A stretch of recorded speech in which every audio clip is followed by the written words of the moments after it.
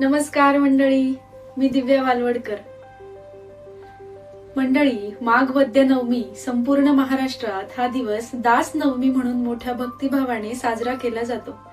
पण तुम्हाला माहित आहे का, याच दिवशी एका अशा महापुरुषाने आपला देह पंचतत्वात विलीन केला, ज्याने खचलेल्या समाजाला खऱ्या अर्थाने समर्थ बनवले. ज्यांनी एका हातात जपमाळ आणि दुसऱ्या हातात दंड घेऊन भक्ती आणि शक्तीचा, परमार्थ आणि प्रपंचाचा अद्भुत असा संगम घडवून आणला. ते म्हणजे राष्ट्रगुरु समर्थ रामदास स्वामी. तर आजच्या या विशेष व्हिडिओमध्ये आपण त्यांच्या जन्मापासून ते दासनवमी पर्यंतचा त्यांचा दैदिप्यमान असा जीवन प्रवास पाहणार आहोत. हा प्रवास केवळ एका संताचा नाही, तर एका राष्ट्र निर्मात्याचा आहे. चला तर मग जाणून घेऊया समर्थांचे चरित्र. तर समर्थांचा जन्म शके 1530 मध्ये रामनवमीच्या दिवशी जालना जिल्ह्यातील जांब या गावी झाला. त्यांचे मूळ नाव नारायण सूर्याजी ठोसर, वडील सूर्याजी पंत आणि आई राणूबाई. तर नारायण लहानपणापासूनच अत्यंत बुद्धिमान, निश्चयी आणि तितकेच खोडकर होते. झाडावरून उड्या मारणे, पोहणे, घोड्यावर रपेट करणे यात ते तरबेज होते. पण मंडळी, या खोडकरपणाच्या मागे एक गंभीर आणि विरक्त मनही लपलेले होते. त्यांच्या बालपणीचा एक प्रसिद्ध प्रसंग आहे. एकदा नारायण लपून बसले आणि कोणालाच सापडेना. अखेर खूप शोधाशोध केल्यावर ते एका फडताळात सापडले. आईने रागावून आणि प्रेमाने त्यांना विचारले, "अरे नारायणा, इथे अंधारात काय करत होतास?" तेव्हा त्या छोट्या बालकाने जे उत्तर दिले ते ऐकून थक्क व्हायला होते. ते म्हणाले, "आई, चिंता करीतो विश्वाची." जरा विचार करा, ज्या वयात मुले खेळण्यात रमतात त्या वयात हा मुलगा विश्वाची चिंता करत होता. हीच त्यांच्या महानतेची झलक होती. पुढे वयाच्या अवघ्या 12व्या वर्षी त्यांचे लग्न ठरले. बोहल्यावर उभे राहून मंगळाष्टक सुरू झाली. पण ज्याचे मन रामात रमले होते त्याला संसारात कसे अडकवणार? लग्न मंडपात पुरोहितांनी सावधान हा शब्द उच्चारताच नारायण सावध झाले. त्यांना संसाराची जाणीव झाली आणि तिथून जो त्यांनी पळ काढला तो थेट नाशिक जवळच्या टाकळी येथेच येऊन थांबले. आणि इथे सुरू झाली एक कठोर अशी तपश्चर्या. पुढील 12 वर्ष त्यांनी अत्यंत कठोर अशी साधना केली. साधी सुधी साधना नव्हे. रोज पहाटे ब्राह्ममुहूर्तावर उठून 1200 सूर्य नमस्कार, गोदावरीच्या कमरे इतक्या पाण्यात उभे राहून गायत्री मंत्राचे पुनश्चरण आणि 13 कोटी वेळा श्रीराम जय राम जय जय राम या मंत्राचा जप. विचार करा, किती प्रचंड संकल्प शक्ती असेल ती. शरीर आणि मन दोन्हीही पोलादासारखे मजबूत बनवले. याच काळात त्यांनी आर्ततेने श्रीरामाला आळवले. तीच त्यांची प्रसिद्ध अशी करुणाष्टके. त्यांच्या शब्दात सांगायचे तर, अनुदीन अनुतापे तापलो रामराया, परमदीन दयाळा निरसी मोह माया. ही 12 वर्षांची तपश्चर्या पूर्ण झाल्यावर रामाच्या आदेशानुसार त्यांनी 12 वर्ष भारत भ्रमण केले. सारा हिंदुस्थान, काश्मीर पासून कन्याकुमारी पर्यंत प्रवास केला.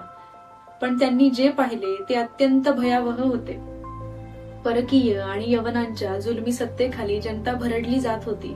देव, धर्म, संस्कृती, स्त्रियांची अब्रू काहीच सुरक्षित नव्हते.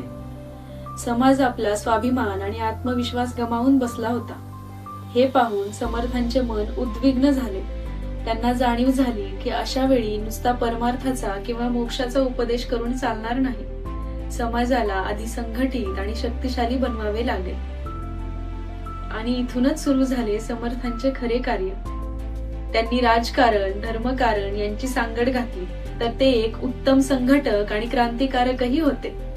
तरुणांमध्ये आत्मविश्वास निर्माण करण्यासाठी त्यांनी गावोगावी 11 मारुतींची स्थापना केली. त्यांनी मारुती का निवडला? कारण मारुती ही शक्तीची आणि बुद्धीची देवता आहे. त्यांनी तरुणांना व्यायामाची प्रेरणा दिली. आखाडे सुरू केले.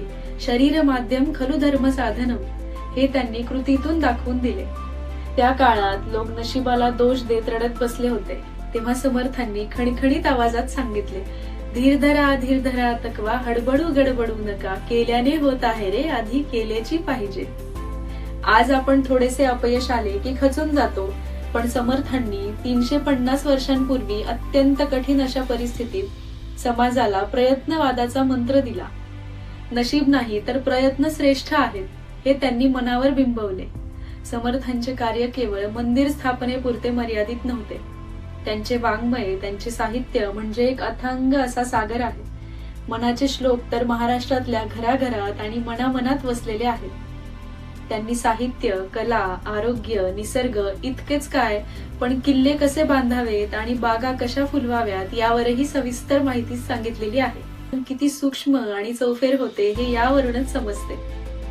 पण मंडळी, समर्थांच्या संपूर्ण विचारधारेचे सार कशात असेल तर ते त्यांच्या ग्रंथराज दासबोधात. सह्याद्रीच्या कुशीत शिवथरघळीच्या एकांतात निर्माण झालेला हा ग्रंथ म्हणजे केवळ एक आध्यात्मिक पोथी नाही, तर दासबोध हा मानवी जीवनाचा मॅनेजमेंट गुरु आहे. आजच्या भाषेत सांगायचे तर हा 350 वर्षांपूर्वी लिहिलेला जगातील सर्वोत्तम मॅनेजमेंट आणि सेल्फ हेल्प ग्रंथ आहे.